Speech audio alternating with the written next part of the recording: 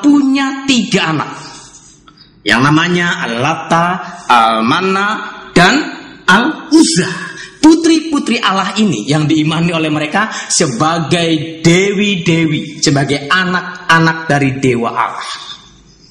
Oleh karena itu saudara kasih, bahwa yang mengatakan Allah itu 3 itu bukan orang Kristen. Kan orang Kristen mengatakan bahwa Allah itu esa, Allah itu 1. Sama dengan orang Muslim mengatakan bahwa Allah itu wahid. Di dalam Kristen ada istilah yang mengatakan Bismil Abi wal Ibni wal Ruhil Kudusi ila wahid, dengan nama Bapa, Anak, dan Roh Kudus, yaitu Allah yang esa. Jadi yang mengatakan bahwa Allah punya anak, saudaraku, itu bukan orang Kristen, itu bukan orang Yahudi, tetapi bangsa Quraisy sendiri, keluarga Muhammad sendiri, yang mereka percaya bahwa Allah itu punya anak. Tetapi apa kata Muhammad terhadap Isa Al-Masih? Di dalam hadis Sahih Muslim yang pertama nomor 124 dikatakan Isa fa innahu rohullah wa kalimatuh. Dan dikatakan Isa bahwa sesungguhnya dia itu adalah roh Allah dan firman Allah. Oleh karena itu saudara, saya sudah milah-milah, kalau sudah bisa lihat satu skema di sana dikatakan seperti ini. Orang Quraisy dia bersumpah yaitu demi Allah, Al-Lata, dan Al-Uzza. Orang Yahudi di dalam kitab Taurat dia berkata Allah, kemudian firman Allah, dan roh Allah. Orang Yahudi pun berkata seperti ini yang sesuai dalam Kejadian pasal yang pertama, ayat yang pertama.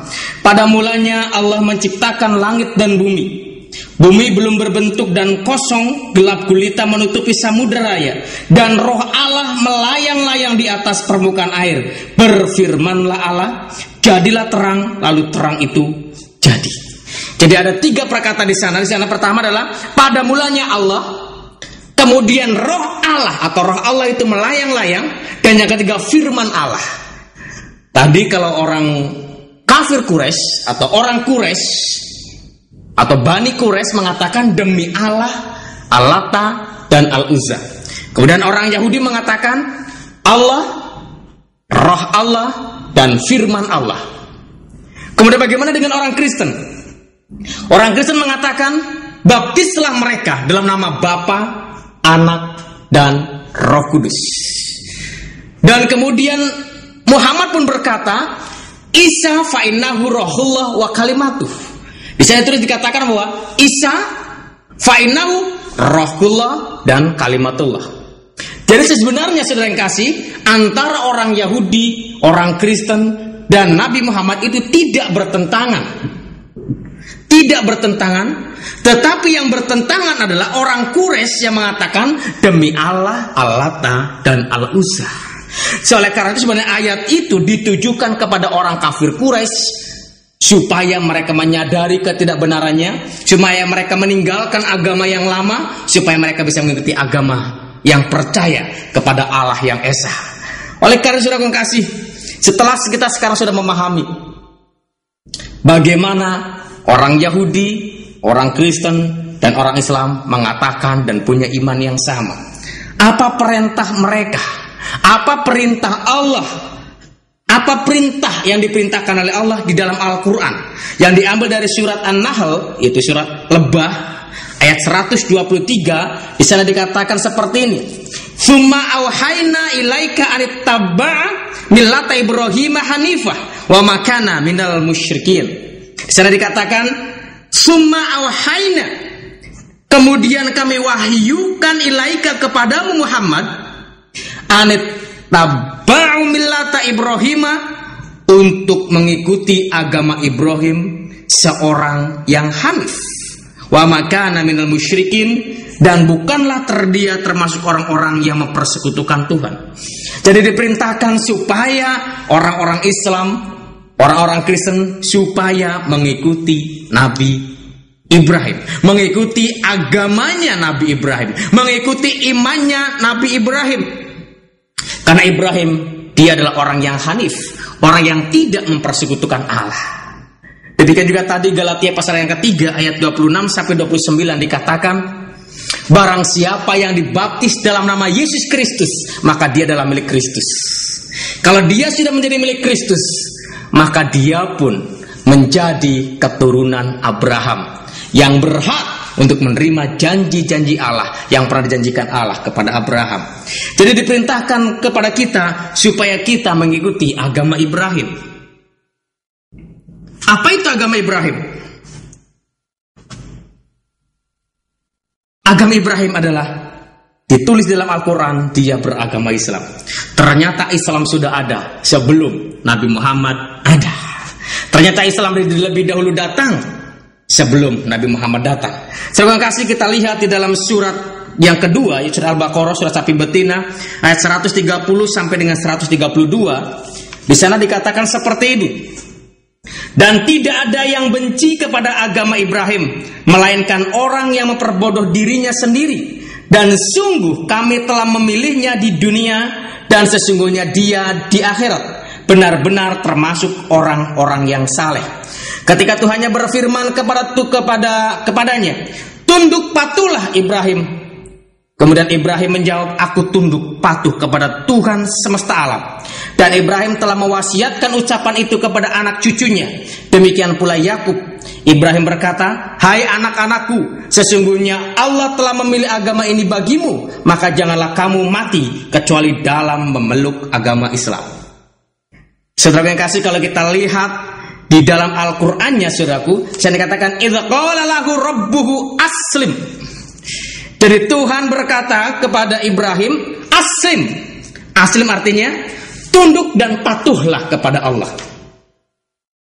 Tunduk dan patuhlah kepada Allah.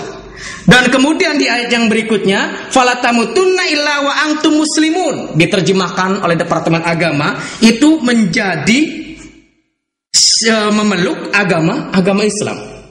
Aslim, Islam sebenarnya artinya itulah patuh, tunduk, berserah diri kepada Tuhan.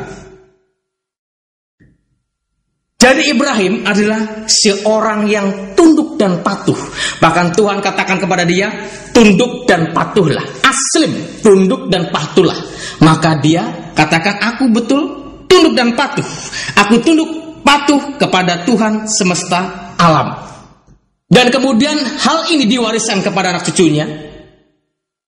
Dan dia berkata kepada anak cucunya, biarlah, atau hai anak-anakku, sesungguhnya Allah telah memilih agama ini bagimu, maka janganlah kamu mati kecuali dalam memeluk agama Islam. Itu yang ditulis oleh Departemen Agama. Tapi mari kita lihat saudaraku yang berikutnya. Ternyata Ibrahim pun memeluk Islam. Dalam pengertian dia tunduk, dia patuh, dia berserah diri kepada Tuhan. Dan kemudian Yakub pun, Yakub adalah cucu dari Abraham, dia pun berkata bahwa dia adalah orang Islam. Yang diambil dari surat sapi betina atau surat Al-Baqarah ayat 133 di sana katakan, adakah kamu hadir ketika Yakub kedatangan tanda-tanda maut? Ketika ia berkata kepada anak-anaknya, apakah yang kamu sembah sepeninggalanku? Kemudian mereka menjawab, kami akan menyembah Tuhanmu dan Tuhan nenek moyangmu Ibrahim, Ismail dan Ishak, yaitu Tuhan yang Maha Esa, dan kami hanya patuh kepadanya. Kalimatnya di sana yang Asia dalam bahasa Indonesianya, di sana dikatakan, qalu na'budu illahaka wa ilaha abaika Ibrahim wa Ismaila wa Ishaq ilaha wahidan wa nahnu lahu muslimun. Dikatakan muslimun, muslim adalah Islam. Islam yang artinya di sana adalah patuh kepada Tuhan. Jadi Yakub pun dia memesan kepada cucu-cucunya. Pada saat dia mau meninggal, dia katakan, apa yang kamu sembah setelah aku meninggal? Kemudian cucu-cucunya menjawab, aku akan tetap menyembah kepada Allah yang disembah oleh nenek moyangmu, yaitu Ibrahim, Ishak, Ismail, dan Yakub, yaitu supaya kita tetap patuh hanya kepada Allah saja. Dan saudara yang kasih, kalau kita perhatikan di dalam terjemahan dalam bahasa Inggris diterjemahkan bow, berserah diri, tunduk diri, patuh